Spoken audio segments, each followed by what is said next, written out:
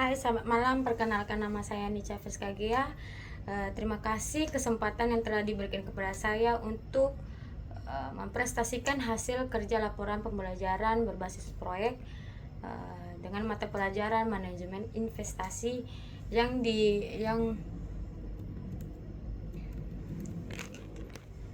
dosen mata kuliahnya Pak Daris Purba, SEI, MSNI. Baik, saya akan memprestasikan beberapa poin. Ada 5 poin, yaitu tentang manajemen investasi. Berikut 5 poin, saya akan menjelaskannya secara detail dan singkat. Baik, untuk lebih lengkapnya nanti saya akan share makalah saya, karena di sana tertera link dan screenshot semua postingan yang saya terbitkan di Komposiana. Ada fotonya, ada linknya. Kita bisa mengakses untuk melihat di Komposiana. Judul yang pertama yaitu manajemen investasi, disrupsi teknologi semakin luas dan mendalam. Saya akan menjelaskannya secara singkat, yaitu tentang penjelasan deskripsi tentang manajemen investasi, disrupsi teknologi semakin luas dan mendalam. Disrupsi teknologi ini menciptakan peluang dan risiko baru, sehingga manajer investasi perlu memahami tren teknologi seperti kecerdasan buatan, blockchain, dan Internet of the Things, atau disingkat dalam ini IoT. Mereka harus mampu menilai dalam teknologi ini pada berbagai sektor ekonomi dan memilih investasi yang dapat memberikan keuntungan jangka panjang. Pendekatan ini mencakup analisis pasar yang cermat, diverifikasi portofolio, dan adaptasi terhadap perubahan cepat dalam lanskap teknologi dan bisnis. Baik, kita masuk dalam judul kedua, yaitu cara membuat peternakan uang menurut Tung Desem Waringin. Penjelasan saya tentang ini secara singkat yaitu cara membuat peternakan ini dalam maaf ya, yaitu menurut saya manajemen investasi harus didasarkan pada pemahaman mendalam tentang pasar, diverifikasi aset untuk mengurangi risiko, dan disiplin dalam mengambil keputusan investasi. Ini juga akan menekankan pentingnya investasi pada diri sendiri melalui pendidikan dan pengembangan keterampilan. Menurut Tung sering menekankan pentingnya memiliki mindset positif dan proaktif dalam menghadapi tantangan dan peluang investasi. Baik, kita masuk ke judul yang ketiga, yaitu cara mendapatkan passive income untuk mahasiswa.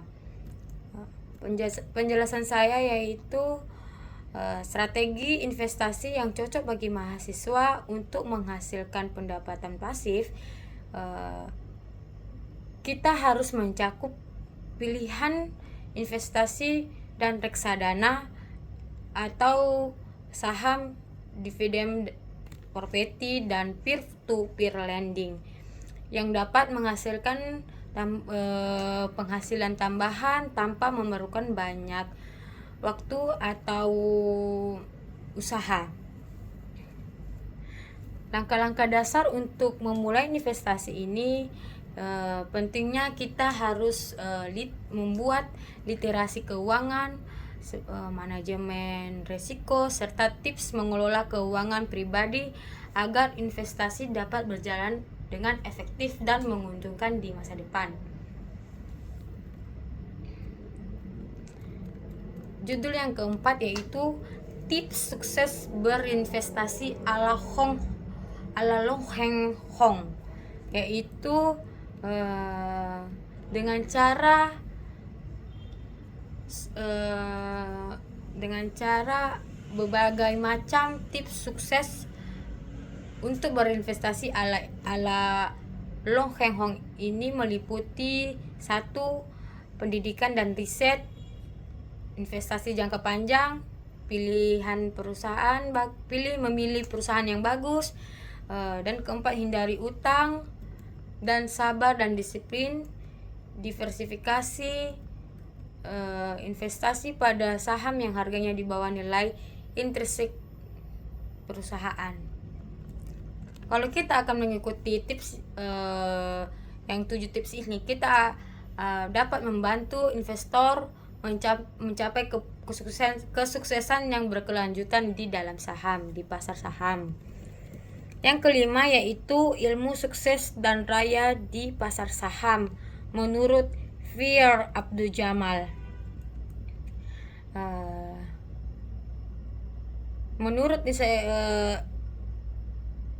saya penjelasan singkat ini tentang ilmu sukses dan raya di pasar saham menurut Fir Abdul Jamal yaitu memiliki beberapa utama untuk mencapai kesuksesan dan kekayaan di pasar saham, yaitu ada 1. Analisis fundamental yang berfokus untuk proses di perusahaan, termasuk melibatkan laporan keuangan, manajemen, dan posisi pasar perusahaan. Kedua, sabar dan disiplin. Kita harus bersabar dan tidak bersikap buru-buru mengambil keputusan berdasarkan fluktuasi pasar jangka pendek. Dan yang ketiga, investasi jangka panjang seperti menghindari spekulasi dan day trading yang berisiko tinggi. Keempat, manajemen risiko. Manajemen risiko ini harusnya kita terapkan manajemen risiko yang baik dan tidak menaruh semua dana dalam satu jenis investasi dan siap menghadapi potensi kerugian. Yang kelima, pendidikan berkelanjutan. Dalam hal selalu belajar meningkatkan pengetahuan tentang pasar saham, termasuk tren ekonomi dan sektor industri yang relevan. Ada 5 poin tersebut. Kita harus mengikuti prinsip-prinsip ini supaya investor dapat mengoptimalkan peluang untuk meraih kesuksesan dan kekayaan di pasar saham. Baik teman-teman, demikian hasil presentasi saya secara singkat. Bila ada kesalahan kata atau cara penyampaian saya, mohon dimaafkan dan dimaklumi. Saya kalau kurang paham boleh lihat di makalah saya dengan detail, karena saya cuman membahas secara singkat saja. Baik, terima kasih, selamat malam.